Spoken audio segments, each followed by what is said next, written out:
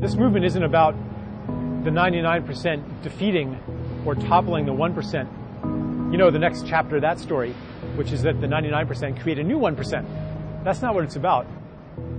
What we want to create is the more beautiful world our hearts tell us is possible, a sacred world, a world that works for everybody, a world that is healing, a world of peace. You can't just say, we demand a world of peace. Demands have to be specific. Anything that people can articulate can only be articulated within the language of the current political discourse. And that entire political discourse is already too small. And that's why making explicit demands kind of reduces the movement and takes the heart out of it. And so it's a real paradox. And so I think that the movement actually understands that. The system isn't working for the 1% either.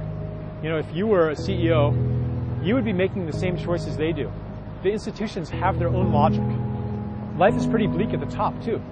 And all of the baubles of the rich, they're kind of this phony compensation for the loss of what's really important. The loss of community, the loss of connection, the loss of intimacy, the loss of meaning. Everybody wants to live a life of meaning.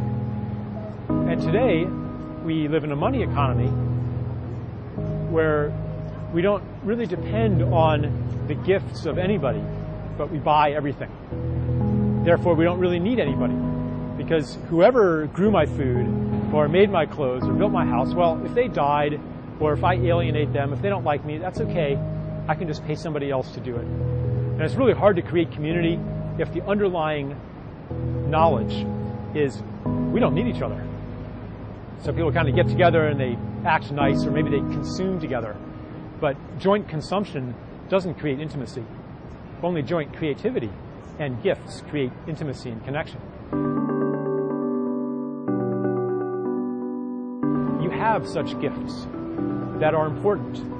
Just like every species has an important gift to give to an ecosystem, and the extinction of any species hurts everybody. The same is true of each person. That you have a necessary and important gift to give. And that for a long time our minds have told us that maybe we're imagining things, that it's crazy to live according to what you want to give. But I think now, as more and more people wake up to the truth that we're here to give, and wake up to that desire, and wake up to the fact that the other way isn't working anyway, the more reinforcement we have from people around us that this isn't crazy. This makes sense. This is how to live. And as we get that reinforcement, then our minds and our logic no longer have to fight against the logic of the heart, which wants us to be of service. This shift of consciousness that inspires such things is universal in everybody, 99% and 1%. And it's awakening in different people in different ways. I think love is the felt experience of connection to another being. An economist says that essentially more for you is less for me. But the lover knows that more for you is more for me too.